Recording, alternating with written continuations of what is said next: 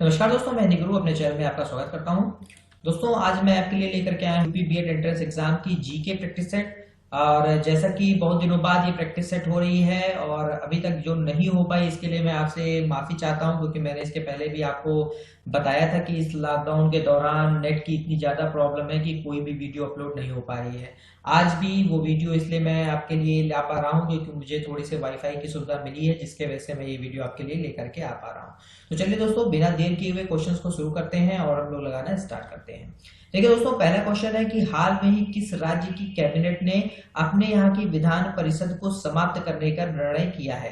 ध्यान दीजिएगा, अब मैं जो प्रैक्टिस सेट आपके लिए रिवीजन प्रैक्टिस सेट लेकर के आऊंगा, इसमें मैं आपको जो है करंट अफेयर्स के क्वेश्चन भी कराऊंगा, क्योंकि आपके एग्जाम में कम से कम 12 से 15 क्वेश्चन आपके करंट अफेयर के देखने को मिलेंगे।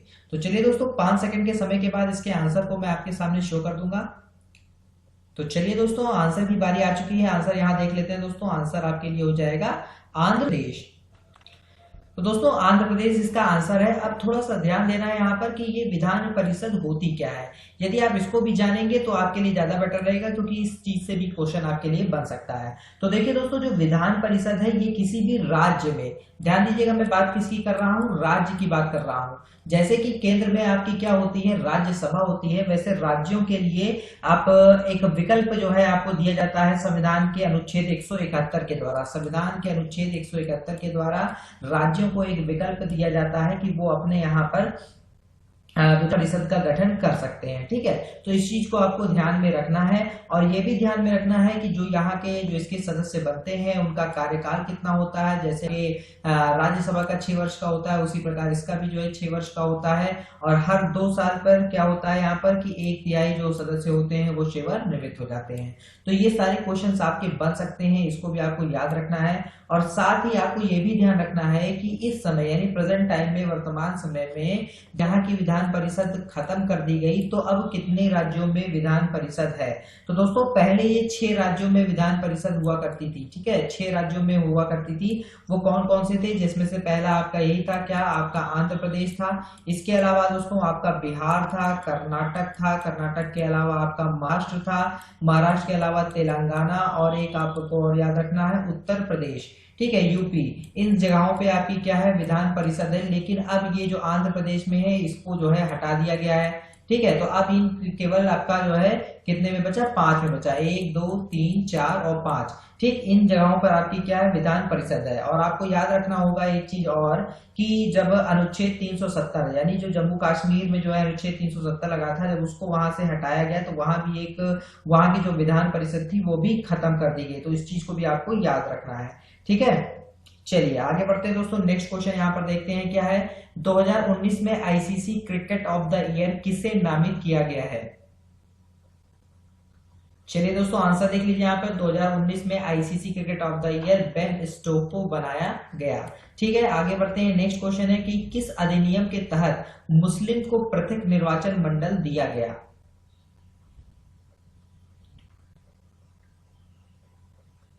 तो चलिए दोस्तों, आंसर देखते हैं। यहाँ पर आंसर आपके लिए क्या हो जाएगा दोस्तों, 1909 मार्ले मिंटो सुधार। ध्यान दीजिएगा, ये दोस्तों जो 1909 है इसको हम लोग इंडियन काउंसिल एक्ट भी बोलते हैं, या इसको मार्ले मिंटो सुधार बोला जाता है।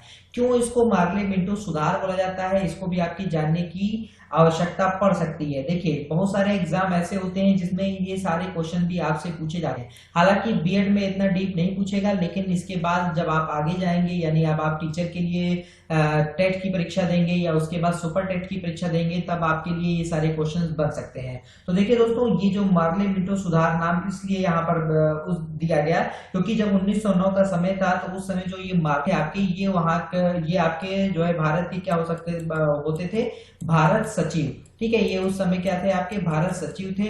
और जो इस समय ये आपका मिंटो लिखा हुआ है, ये जो मिंटो हैं, ये उस समय क्या थे, वायसराय थे। ठीक है, इसीलिए जो ये आपका इंडियन काउंसिल एक्ट 1909 आया, इसको जो है मार्ले मिंटो सुधार भी कहा गया। ठीक, इसको याद रखने की जरूरत है। और यहाँ पर आपके सामने लिखा हुआ है कि मुस्लिम को पृथक निर्वाचक मंडल दिया गया।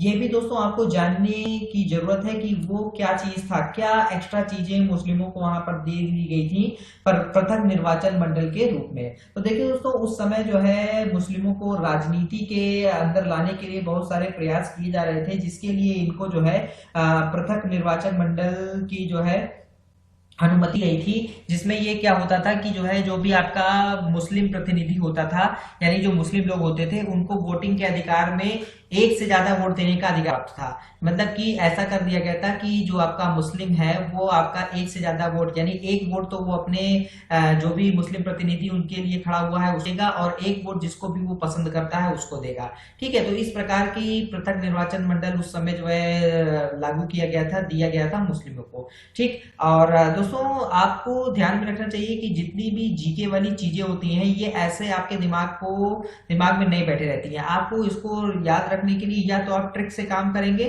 और या तो आप इसकी जो आपका डिटेल में ये सारी चीजें बताई जाती हैं इसको आप लोग बार बार पढ़ेंगे। ठीक है, तो इसी को देखते हुए तो मैंने आपके लिए यहाँ पर जीके को ट्रिक से याद रखने के लिए एक जो मेरा चैनल है GK trick and current affair का, ठीक है, इसको आप लोग जो है इसका लिंक आपको डिस्क्रिप्शन बॉक्स में मिल जाएगा, वहां से आप इस चैनल को सब्सक्राइब कर लीजिए। इस चैनल पर दोस्तों आपको जो जीके की ट्रिक्स मिलेंगी, और वो ट्रिक दोस्तों ऐसी होंगी कि जो एक बार आप पढ़ेंगे तो लंबे समय तक जिस भी चीज के बारे में आपको बताया जाएगा वो आपको याद रहेगा। आज रात में पहली वीडियो इस जीके ट्रिक की पड़ जाएगी, तो उससे पहले मैं आपसे कहना चाहूंगा कि आप इस चैनल को सब्सक्राइब करके बेल आइकन पे क्लिक करके ऑल नोटिफिकेशन ऑन कर लीजिएगा, ताकि सभी वीडियो का नोटिफिकेशन आप तक मिले और आप उसको याद कर पाए। बहुत इजी वे में आज हमने हड़प्पा संस्कृति के ऊपर ऐसी वीडियो आपके लिए मैं अपलोड करूंगा जिसको आप पढ़ने के बाद कहेंगे कि हाँ, मुझे हड़प्पा संस्कृति के सारे क्वेश्चन याद हो गए हैं। तो चलिए दोस्तों आते हैं नेक्स्ट क्वेश्चन की बात करते हैं कि हाल में ही मिताली राज पर एक बायोपिक बनाई जा रही है जिसका नाम है शाबाश मिठू। यह खिलाड़ी किस खेल से संबंधित है? तो चलिए दोस्तों आंसर की बात कर लेते हैं। आंसर आपका हो जाएगा क्रिकेट। ठीक है, नेक्स्ट क्वेश्चन देखिए यहाँ पर कि भारत के 28वें थल सेना प्रमुख निम्न में से कौन है? तो चलिए दोस्तों आंसर की बात कर लेते हैं। 28वें जो थल सेना प्रमुख हैं ये कौन है? मनोज मुकुंद नरवणे। ठीक है, ये आपकी क्या है? थल सेना प्रमुख हैं। याद रखिएगा दोस्तों, अभी हाल में ही जनरल बिपिन रावत जो कि रिटायर्ड हो गए हैं, उनके स्थान पर मनोज मुकुंद नरवणे जो है आपके थल सेना प्रमुख बन गए हैं, और जनरल बिपिन रावत को पहला चीफ ऑफ डिफेंस स्टाफ बनाया गया है। याद रखिएगा, चीफ ऑफ डिफेंस स्टाफ ये पहले बने हुए हैं जनरल बिपिन रावत, इसको याद रखना है। साथ ही सेना प्रमुख तो आपको बता ही दिया गया कि मनोज मुकुंद नरवणे हैं। इसके अलावा दोस्तों आपको ये दो चीजें और याद रखनी है, जैसे आपके जो नौसेना प्रमुख हैं वो इस समय कौन है? तो वो आपके करमवीर सिंह हैं। और आपके जो इस समय वायुसेना प्रमुख हैं वो कौन है दोस्तों? वो है आपके राकेश कुमार भदौरिया। तो ये सारे क्वेश्चन आपसे बन सकते हैं क्योंकि ये सब सेना प्रमुख हैं, और अक्सर एग्जाम में यहां से क्वेश्चन आपसे पूछ लिया जाता है। चलिए आगे बात करते हैं। नेक्स्ट क्वेश्चन है कि हाल में ही आईसीसी अंडर 19 वर्ल्ड कप किसने जीता? तो आंसर देखिए दोस्तों, आंसर हो जाएगा ये बांग्लादेश ने जीता है। नेक्स्ट क्वेश्चन आपके लिए है कि ताशकंद समझौता किस भारतीय प्रधानमंत्री और अयूब खान के बीच हुआ था? तो चलिए दोस्तों आंसर की बात कर लेते हैं। हो जाएगा आपका लाल बहादुर शास्त्री। ठीक है, लाल बहादुर शास्त्री और जो आपके उस समय पाकिस्तान के प्रधानमंत्री थे अयूब खान। ठीक, उस समय पाकिस्तान के मंत्री कौन थे? अयूब खान। इन दोनों के बीच में ताशकंद समझौता सन 1966 में हुआ था दोस्तों। ठीक है, बहुत ही विवादित था, ये भी मैं आपको बता दूं। ये जो आपका जो है 1966 में ताशकंद समझौता हुआ था, और उस समय ये ताशकंद समझौते की जो पहल थी वो जो है सोवियत संघ द्वारा की गई थी। इसको भी आपको याद रखना है। और ये समझौता दोस्तों हुआ क्या था? इस समझौते में ये किया गया था कि भारत और जो पाकिस्तान है वो अब अपनी अपनी शक्तियों का प्रयोग नहीं करेंगे, और अपने जो भी उनके झगड़े हैं उनको वो शांतिपूर्ण ढंग से तय करेंगे। ठीक है, ये समझौता कब हुआ था? ताशकंद समझौते के नाम से जाना जाता है, और 1966 में ये समझौता हुआ था। तो इस चीज को अच्छे से याद रखिएगा दोस्तों, ये क्वेश्चन आपसे एग्जाम में पूछ सकता है। नेक्स्ट क्वेश्चन देखिए कि राष्ट्रीय आपात किस अनुच्छेद के अंतर्गत लगाया जाता है? तो चलिए दोस्तों आंसर की बात कर लेते हैं। आंसर आपका हो जाएगा अनुच्छेद 352। अनुच्छेद 352 का जो है उल्लेख आपके संविधान में है, जिसके तहत हम लोग जो है राष्ट्रीय आपात लगा सकते हैं। यानी हम नहीं लगाएंगे, वो तो इसकी जो घोषणा है वो आपका जो है जो देश का राष्ट्रपति है वही करेगा, और ये मंत्रिमंडल की सिफारिश पर ये राष्ट्रीय आपात की घोषणा करता है। याद रखना है आपको कि जैसे कि किसी भी प्रकार का यदि बाह्य आक्रमण हो जाए, या तो राष्ट्रीय सुरक्षा में कोई दिक्कत आ जाए, इस प्रकार जब भी ऐसी ऐसी स्थितियां बनती हैं तब आपके लिए राष्ट्रीय आपात जो है घोषित किया जाता है। और इसमें एक क्वेश्चन दोस्तों आपसे बहुत बनता है कि राष्ट्रीय आपात के दौरान आपका जो है संविधान में जो आपके मौलिक अधिकार दिए हैं उसका कौन सा अनुच्छेद निलंबित हो जाता है। तो उसका जो अनुच्छेद 19 है ये इस राष्ट्रीय आपात के दौरान निलंबित हो जाता है। ठीक है, इसको आपको याद रखना है दोस्तों। इसके अलावा जो आपका यहाँ पे अनुच्छेद 356 लिखा हुआ है ये क्या है दोस्तों, तो ये आपका एक है राष्ट्रपति शासन। ठीक है, राष्ट्रपति शासन है और ये आपके राज्यों में लगता है। ध्यान रखिएगा, राष्ट्रपति शासन अथवा आप कह सकते हैं कि राज्य में जो आपात स्थिति होती है वो, तो ये कब लगता है दोस्तों, यदि किसी राज्य में जो भी राज्य सरकार काम कर रही है या वहां का जो राजनीतिक या संवैधानिक व्यवस्था है जब वो विफल होने की स्थिति आ जाती है तो वहां पर जो है कौन सा आपका आपातकाल लगा दिया जाता है, ये आपका राष्ट्रपति शासन या राष्ट्रीय राज्य में आपात स्थिति लगा दी जाती है। ठीक है, इसको आपको याद रखना है। इसके अलावा दोस्तों एक और जो है आपके लिए वित्तीय आपात होता है, ठीक, उसको भी आपको याद रखना है। तो ये तीनों चीजें आपको याद रखनी है। चलिए आगे बढ़ते हैं नेक्स्ट क्वेश्चन की ओर। देखिए, संविधान सभा के लिए कुल कितने सदस्य चुने गए थे। 5 सेकंड का दोस्तों आपको समय दिया जाता है, इसमें आपको जवाब देना है। ठीक है, चलिए दोस्तों तो आंसर देख लेते हैं। यहाँ पर आंसर आपका हो जाएगा 389 सदस्य। देखिए दोस्तों, जो संविधान सभा में जो है जो आपका निर्वाचन हुआ था वो कैसे हुआ था, तो संविधान सभा में जनसंख्या के आधार पर निर्वाचन हुआ था। यानी जो आपकी जनसंख्या थी उसमें से प्रत्येक 10 लाख व्यक्ति पर एक व्यक्ति को निर्वाचित होकर आना था। ठीक है, इसमें दोस्तों टोटल आपके 389 सदस्य का निर्वाचन किया गया, जिसमें से 292 अगर इनको हम लोग तोड़ के प्रस्तुत करें तो आपके जो 292 थे ये आपके ब्रिटिश इंडिया से चुन करके आए हुए थे। ठीक है, इसके अलावा जो दोस्तों 93 थे वो आपके देसी रियासतों के थे और जो 4 थे इसमें से 4 और थे ये आपके कौन थे, चीफ कमिश्नरी से थे। चीफ कमिश्नरी में आप कह सकते हैं कि इनको आप सीधे याद रख लीजिए, आप ABCD लिख लीजिए ऐसे, ABCD ये 4 थे जो आपके जो है किससे थे, जो आपके चीफ कमिश्नरी थे, जिसमें से A से आपका आ जाता है अजमेर, B से आप याद रख सकते हैं बलूचिस्तान, C से आप याद रख सकते हैं कुर्ग और D से याद रख सकते हैं दिल्ली। तो ये सब उस समय की चीफ कमिश्नरियां हुआ करती थी। ठीक है, तो पहले जो है टोटल कितने जो है चुने गए, ये आपके 389 थे, इसमें से 292 आपके ब्रिटिश प्रांत से यानी ब्रिटिश इंडिया से चुन करके आए हुए थे। इसके अलावा दोस्तों 93 आपके देसी रियासत के थे और जो 4 चीफ कमिश्नरियों से आए थे। ठीक है, ये आपको याद रखना है। अगर बहुत ही आगे इसमें विस्तार से पढ़ना चाहते हैं तो आप जो है विस्तार से पढ़ने के लिए और भी मेरी वीडियोस पड़ी हुई हैं, उसके ऊपर आप देख सकते हैं। जैसे कि पूछ में बताया गया है कि प्रथम बैठक 1946 में हुई थी, जिसमें जो है जो टोटल सदस्य थे वो 207 थे, इसमें से महिला सदस्य भी थी, मुस्लिम लीग के लोग भी थे और कई लोग उसमें पार्टिसिपेट नहीं किए थे, जैसे देसी रियासत के लोग उसमें नहीं आए थे। और जो प्रथम अस्थायी अध्यक्ष बनाए गए थे वो आपके सचिदानंद सिन्हा थे। तो इन सभी को आप दोस्तों डिटेल में पढ़ सकते हैं और मैंने जैसा कि आपको बताया कि ट्रिक के माध्यम से भी आप बहुत सारी याद रख सकते हैं। तो आप लोग ट्रिक वाले चैनल को जरूर सब्सक्राइब कर लीजिएगा ताकि जो भी ट्रिक मैं बना करके आपको दूं वो आप तक पहुंचे और आप उसका फायदा उठा पाए। ठीक है, आगे बढ़ते हैं। नेक्स्ट क्वेश्चन देखिए कि नवरोज उत्सव की शुरुआत किसने की थी। चलिए दोस्तों आंसर देख लेते हैं। जो नवरोज उत्सव है इसकी शुरुआत बलबन ने की थी। ठीक है, बलबन दोस्तों, बलबन का आपका ये बलबन नाम कहां से जुड़ा हुआ है, तो दिल्ली सल्तनत जब आप पढ़ेंगे तब इस बलबन का नाम सुनेंगे। ठीक है, और दोस्तों ये जो बलबन था ये आपके किस वंश से संबंधित था, तो ये आपके गुलाम वंश से संबंधित था। ठीक, इसको भी आपको याद रखना है। कभी कभी पूछ लेता है कि बलबन का जो वास्तविक नाम है वो क्या था, तो जो बलबन है इसका वास्तविक नाम बहाउद्दीन था। ठीक, और इसी ने आपके दरबार के अंदर सिजदा और पाबोस जैसी जो है आपकी क्या बोलते हैं उसको शुरुआत आप कह सकते हैं। सिजदा पाबोस एक प्रकार की प्रथा थी जिसकी उसने शुरुआत की थी और साथ ही में इसने लौह और रक्त जैसी नीति अपनाई थी। ठीक है, ये सारी चीजें इनसे जुड़ी हुई हैं, तो इसको भी आपको याद रखना है। तो मैं आपसे वही कहूंगा, कैसे आप याद रख पाएंगे, या तो आप इसको डिटेल में पढ़ेंगे, कहानी की तरह पढ़ेंगे तब याद रख पाएंगे, या बार बार आप इन सब चीजों की प्रैक्टिस क्वेश्चन के रूप में करें तब आप इसको याद रख पाएंगे। ठीक, जैसे कि आपसे पूछ लेगा यहाँ पे कि जो गुलाम वंश है उसका संस्थापक कौन था, तो गुलाम वंश का संस्थापक आपका जो है कुतुबुद्दीन ऐबक था। कब किस सन में हुई, तो 1206 में आपके गुलाम वंश की स्थापना की गई थी। और ये जो आपका कुतुबुद्दीन ऐबक था ये कौन किसका गुलाम था आपसे पूछ सकते हैं, तो ये आप जो है मोहम्मद गौरी का गुलाम था। तो ये सारी बहुत सारे क्वेश्चंस हैं आपके लिए जो बनते हैं और आपसे एग्जाम में पूछे जाते हैं। तो उसके लिए आपको या तो आप इसको डिटेल में खूब अच्छे से पढ़ें या तो बार बार क्वेश्चंस के ऊपर आप जो है प्रैक्टिस करें। चलिए आगे बढ़ते हैं। नेक्स्ट क्वेश्चन देखिए कि बुद्ध द्वारा दिए गए प्रथम उपदेश की घटना क्या कहलाती है। तो चलिए दोस्तों आंसर देख लेते हैं। जो बुद्ध द्वारा दिया गया प्रथम उपदेश था उसको हम लोग धर्म चक्र प्रवर्तन के नाम से जानते हैं। ठीक है दोस्तों।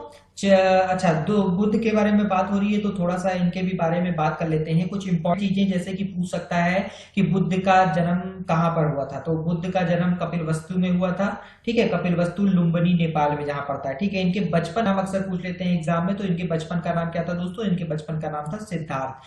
पत्नी का नाम यशोधरा और पुत्र इनका राहुल था। अच्छा, एक बहुत ही इंपॉर्टेंट चीज है दोस्तों, जब इनका जन्म हुआ था तो उसी समय वहां पे कोई एक फेमस साधु थे जिन्होंने कहा था कि ये जो आपका बालक है, ठीक है, ये बालक आपका या तो जो है एक बहुत बड़ा बहुत अच्छा राजा बनेगा या एक जो है बहुत बड़ा जो है साधु बन जाएगा। ये उनके जन्म के समय ही उनके एक साधु थे जिन्होंने ये इस प्रकार की एक जो है भविष्यवाणी की थी। ठीक है, तो अंतिम में हुआ क्या निष्कर्ष तो आपको पता ही है कि वो एक बहुत ही जो है माने जाने आपके साथ गए। ठीक है, बहुत भिक्षुक बन गए थे, ये आपको पता ही है। उसी क्रम में देखिए दोस्तों, यहाँ पर आपसे पूछा गया था कि उन्होंने जो उनकी प्रथम उपदेश थी उसकी घटना को क्या कहते हैं। तो यहाँ पे धर्म चक्र प्रवर्तन वो जो घटना थी वो कहलाई थी। प्रथम प्रवचन इन्होंने कहा दिया था तो ये सारनाथ में दिया था।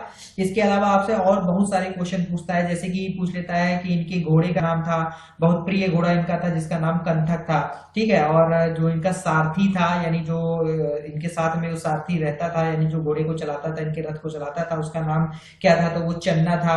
इनको पूछता है कि ज्ञान की प्राप्ति कितने वर्ष में कहां पर हुई थी। तो ये भी आपको पता होना चाहिए कि 35 वर्ष की आयु में बोध गया में निरंजना नदी थी जिसके किनारे पीपल पेड़ के नीचे इनको जो है आपके ज्ञान की प्राप्ति हुई थी। ठीक, तो बहुत सारी ऐसे क्वेश्चन हैं, यदि आप इनको जो है कहानी के माध्यम से पढ़ते रहेंगे तो आपको अच्छे से याद रहेगा। और इसी प्रकार से आप जो है प्रैक्टिस सेट को लगाते रहेंगे तो ये सभी चीजें आपको याद होती रहेंगी। आइए नेक्स्ट क्वेश्चन देखिए दोस्तों कि चौसा का युद्ध किस सन में हुआ। तो चलिए आंसर की बात कर लेते हैं दोस्तों। जो चौसा का युद्ध था ये 1539 में हुआ था। ये आपको पता होगा मुगल साम्राज्य में बाबर के बाद आए थे आपके हुमायूं। हुमायूं और शेर खां के बीच में इस चौसा का युद्ध हुआ था जिसमें शेर खां ने विजय प्राप्त कर ली थी। अचानक आधी रात में उसने हमला कर दिया था और इससे जो आपके हुमायूं के सैनिक थे, बहुत सारे सैनिक जो है इनके सैनिकों द्वारा मार दिए गए। बहुत सारे गंगा नदी के तट पर थे उस समय तो वो नदी में कूद गए। ठीक है, ये सारी घटनाएं उस समय जो है आपकी हुई थी। चलिए आगे बढ़ते हैं। नेक्स्ट क्वेश्चन है कि गिरनार अभिलेख निम्न में से किसने जारी करवाया। आंसर की बात करते हैं दोस्तों। आंसर हो जाएगा आपका रुद्रदामन ने। देखिए दोस्तों, मैं थोड़ा जल्दी जल्दी कराने की कोशिश कर रहा हूं क्योंकि इस प्रकार यदि मैं हर क्वेश्चन के बारे में बहुत डिटेल में आपको यहाँ बताऊंगा तो वीडियो बहुत ज्यादा लंबी हो जाएगी और आपको भी बोरियत होने लगेगी। आगे बढ़ते हैं। नेक्स्ट क्वेश्चन है कि रक्षा प्रदर्शनी 2020 किस शहर में हुई। आंसर यहाँ हो जाएगा दोस्तों, ये लखनऊ में हुई थी। लखनऊ आपका कहाँ है? उत्तर प्रदेश में। नेक्स्ट क्वेश्चन आपके लिए कि ब्रह्मांड की उत्पत्ति का महाविस्फोट सिद्धांत किसने दिया। तो ये जुड़ा हुआ है दोस्तों जॉर्ज लेमेथियर के द्वारा। नेक्स्ट क्वेश्चन है कि एफएसआई की रिपोर्ट के अनुसार भारत के किस राज्य में सबसे बड़ा वन क्षेत्र है। तो आंसर यहाँ पे हो जाएगा दोस्तों, मध्य प्रदेश में सबसे बड़ा वन क्षेत्र है जो एफएसआई की रिपोर्ट हाल में ही जारी की गई है। ये एफएसआई मतलब फॉरेस्ट सर्वे ऑफ इंडिया इसका फुल फॉर्म होता है। ठीक है, इसी ने ये रिपोर्ट जारी की है जिसके अनुसार जो है मध्य प्रदेश में इस समय सबसे बड़ा वन क्षेत्र है। आगे बढ़ते हैं। नेक्स्ट क्वेश्चन की बात करते हैं कि सूर्य के बाहरी सतह का तापमान लगभग कितना होता है। चलिए आंसर देख लेते हैं दोस्तों। तो ये आपका होता है लगभग 6000 डिग्री सेल्सियस। नेक्स्ट क्वेश्चन है आपके कि हाल में ही किस राज्य के परिवहन निगम ने एक व्हाट्सएप सेवा दामिनी की शुरुआत की है। आंसर की बात करते हैं दोस्तों। आंसर आपका हो जाएगा उत्तर प्रदेश। ठीक है, उत्तर प्रदेश से जुड़ा हुआ आपको क्वेश्चन ज्यादातर याद रखना है क्योंकि जो आपके उत्तर प्रदेश से संबंधित करंट अफेयर है और उसको आपके एग्जाम में पूछने की संभावना बढ़ जाती है क्योंकि आप जो बीएड का एग्जाम दे रहे हैं वो भी उत्तर प्रदेश का है। नेक्स्ट क्वेश्चन दोस्तों कि आकार के अनुसार सबसे छोटा ग्रह कौन सा है।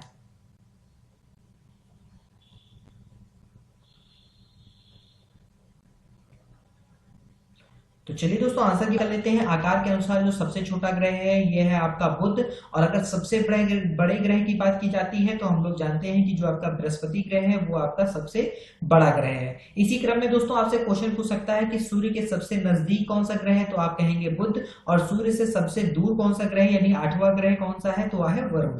ठीक है, इनको भी आपको याद रखना है। नेक्स्ट क्वेश्चन है कि पृथ्वी की किस गति के कारण दिन रात होते हैं, यानी पृथ्वी पर दिन रात होते हैं ये आपको पता है, और ये किस गति के कारण होते हैं ये आपको बताना है। तो आंसर हो जाएगा दोस्तों घूर्णन। ठीक है, जो आपका पृथ्वी पर दिन रात होता है ये पृथ्वी का घूर्णन के कारण संभव होता है। नेक्स्ट क्वेश्चन है कि हाल में ही किस भारतीय को ऑस्ट्रेलिया का सर्वोच्च नागरिक सम्मान से सम्मानित किया गया है, तो आंसर हो जाएगा दोस्तों किरण मजूमदार शाह। पूरा नाम इनका है किरण मजूमदार शाह। ठीक, नेक्स्ट क्वेश्चन में चलते हैं कि जब कभी सूर्य एवं पृथ्वी के बीच चंद्रमा आ जाता है तो कौन सी घटना घटित होती है, यानी इस घटना को हम किस नाम से जानते हैं, तो आंसर आपके लिए हो जाएगा दोस्तों इसको हम लोग सूर्य ग्रहण कहते हैं। ठीक है, नेक्स्ट क्वेश्चन है कि निम्न में से किसे भारत का बोस्टन कहा जाता है, तो भारत का बोस्टन दोस्तों अहमदाबाद को कहते हैं। नेक्स्ट क्वेश्चन की बात करते हैं कि इंदिरा गांधी नहर परियोजना किस नदी पर है, यानी किस नदी पर इसको बनाया गया है, तो आंसर आपका लिए हो जाएगा सतलज नदी पर। ठीक है, नेक्स्ट क्वेश्चन है कि निम्न में से कौन सा खेल परिसर को फील्ड नहीं कहते हैं, यानी कौन सा ऐसा खेल है जो फील्ड में नहीं खेला जाता है, तो आंसर की बात करते हैं तो आंसर हो जाएगा आपका बेसबॉल। आगे बढ़ते हैं, नेक्स्ट क्वेश्चन की बात करते हैं राष्ट्रीय डेयरी अनुसंधान संस्थान कहाँ स्थित है, तो आंसर देख लीजिए दोस्तों, आंसर आपका हो जाएगा करनाल में स्थित है। नेक्स्ट है अंतरराष्ट्रीय योग दिवस किस तिथि को मनाया जाता है, तो आंसर हो जाएगा दोस्तों 21 जून, जो हाल में ही आएगा। और देखिए अब की बार ये अंतरराष्ट्रीय योग दिवस हो पाता है कि नहीं हो पाता है, क्या होता है अभी कुछ इसके बारे में पता नहीं है। नेक्स्ट क्वेश्चन देखिए कि यूएसए एवं कनाडा के बीच कौन सी रेखा पाई जाती है, तो दोस्तों जो यूएसए एवं कनाडा के बीच में रेखा है उसको हम लोग बोलते हैं 49वीं समांतर रेखा। ठीक है, 49वीं समानांतर रेखा आपकी जो है यूएसए और कनाडा के बीच में है, जैसे कि जो है इंडिया पाकिस्तान के बीच में रेडक्लिफ रेखा, इसी प्रकार भारत और चाइना के बीच में मैकमोहन रेखा, ये सारी रेखाएं हैं। इसी प्रकार आपका जो है यूएसए और कनाडा के बीच में 49वीं समानांतर रेखा है। नेक्स्ट क्वेश्चन है कि 23वें राष्ट्रीय युवा महोत्सव किस शहर में मनाए गए, तो आंसर की बात करते हैं दोस्तों, ये आपके लखनऊ में हुआ था। अभी आपने डिफेंस एक्सपो की बात की थी जो कि आपका लखनऊ में हुआ था। इसी प्रकार राष्ट्रीय युवा महोत्सव आपके लखनऊ में ही आयोजित किया गया। 12 जनवरी जो राष्ट्रीय युवा दिवस के रूप में मनाया जाता है, ये भी आपको यहाँ पर याद रखने की जरूरत है। ठीक है, नेक्स्ट क्वेश्चन है कि चंद्रप्रभा किरण कहाँ स्थित है, तो आंसर हो जाएगा दोस्तों ये आपका उत्तर प्रदेश में स्थित है। तो दोस्तों ये थे आपके लिए आज रिवीजन के 30 क्वेश्चन। उम्मीद करता हूँ वीडियो पसंद आई होगी, और ये भी साथ में आपको थोड़ा सा कहना चाहूंगा कि आप लोग जो मेरे जीके ट्रिक्स का चैनल है उसको आप जरूर सब्सक्राइब कर लें, और आज जो पहली वीडियो शाम को पड़ेगी उसको देख करके मुझे जरूर आप लोग रिस्पॉन्स दें कि वो वीडियो आपको कैसी लगी, तो ताकि उसी के आधार पर मैं आपको जीके की ट्रिक्स की बहुत सारी वीडियोस प्रोवाइड करा पाऊँ। तो thank you for watching my channel दोस्तों, जल्द ही मिलेंगे हम लोग नेक्स्ट वीडियो के साथ।